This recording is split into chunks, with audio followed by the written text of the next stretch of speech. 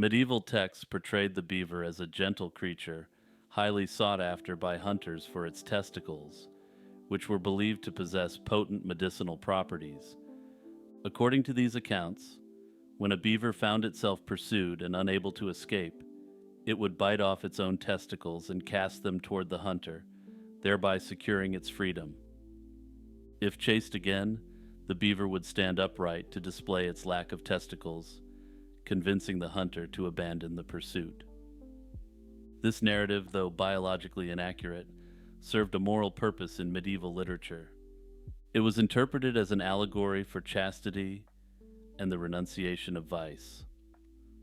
The beaver's act of self-castration symbolized the ideal of relinquishing sinful temptations to thwart the devil's advances. By casting off vices, one could lead a virtuous life, free from spiritual peril. All that said, beaver testicles were very much at risk during the medieval period. The medicinal value attributed to beaver testicles was significant in medieval medicine.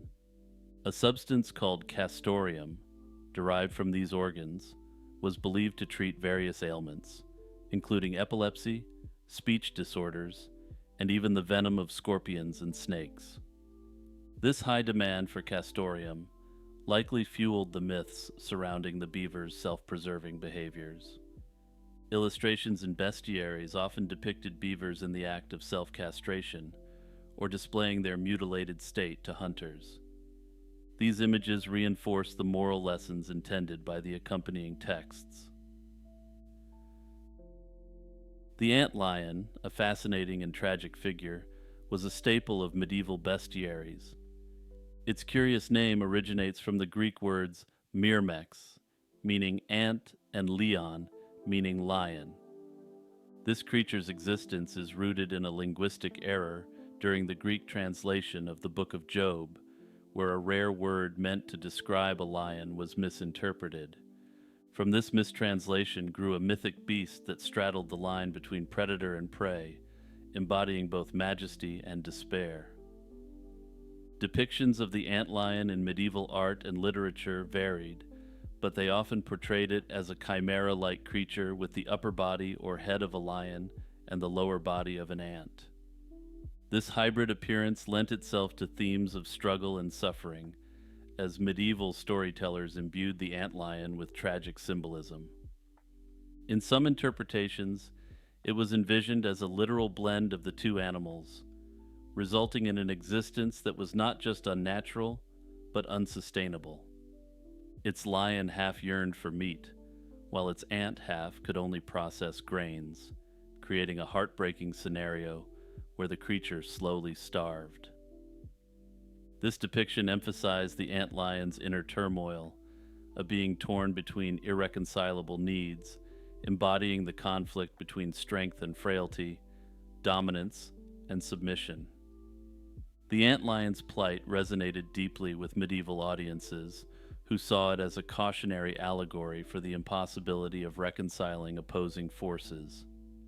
It symbolized the struggle to navigate contradictions, the tension between ambition and limitation, or the unattainable balance of power and humility.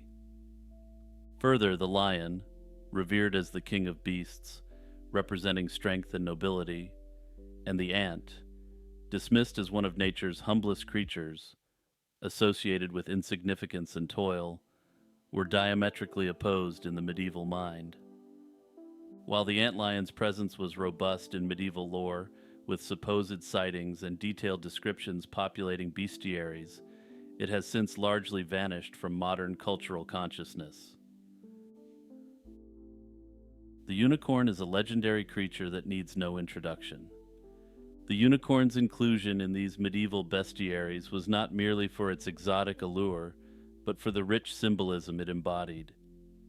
Typically portrayed as a fierce yet pure creature, the unicorn was believed to be untamable except by a virgin maiden.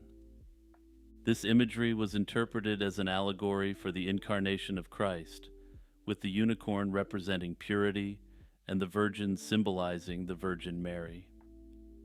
Such interpretations were prevalent in bestiaries like the Physiologus, a Greek text from the 2nd century AD that served as a foundation for later medieval bestiaries.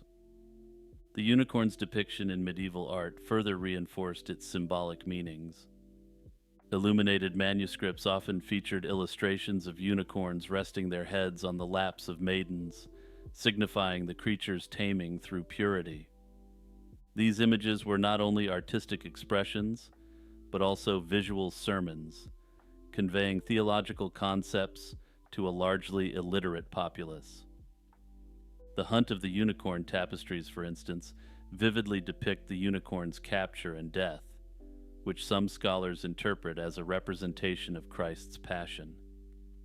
Beyond their religious connotations, unicorns were also believed to possess medicinal properties. Their horns, known as alicorns, were thought to detect and neutralize poisons.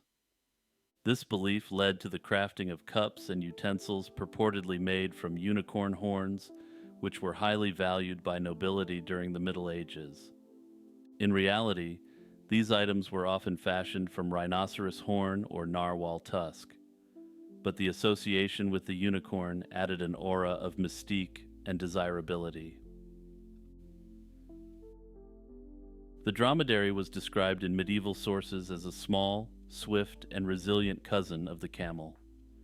Notably, in modern terminology, dromedary refers to the single-humped Arabian camel to differentiate it from the Bactrian double humpers common in countries like Kazakhstan.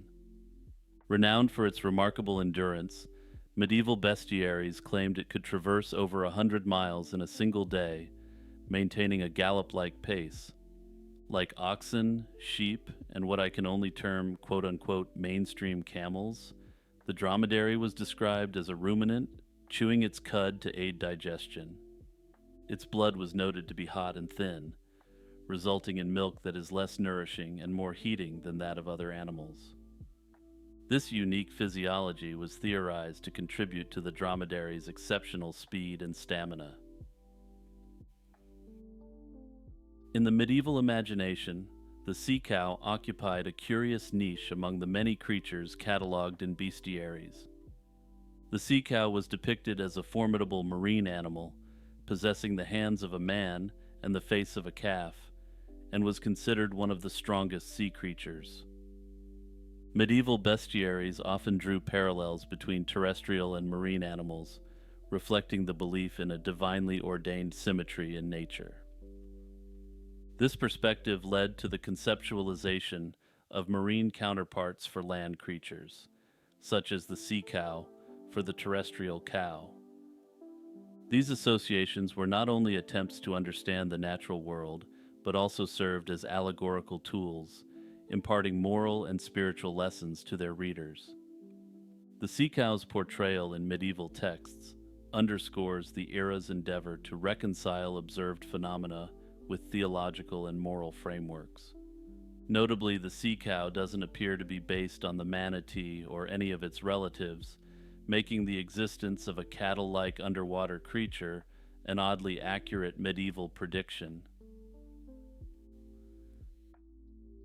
The behemoth, a formidable creature rooted in biblical scripture, has long captivated the human imagination.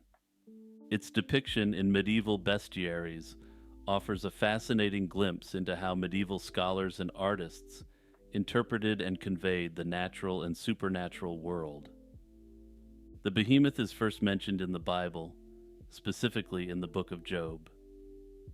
In this text, God describes the creature to Job as a powerful, grass-eating animal with immense strength. Quote, "Behold now behemoth which I made with thee, he eateth grass as an ox. Lo now, his strength is in his loins, and his force is in the navel of his belly." Modern scholars have debated the exact nature of the behemoth. Some suggest it may represent a real animal, such as the hippopotamus or the elephant, while others view it as a mythical embodiment of untamed natural forces. In medieval bestiaries, the behemoth was often portrayed as a massive, terrestrial beast, symbolizing the epitome of brute strength and the untamed aspects of nature. As discussed with the sea cow, Medieval theologians understood that terrestrial animals required a sea-based counterpart. The Bible gave theologians the perfect creature to act as a counterpart, the primordial sea monster Leviathan, and the two were often paired together in bestiaries.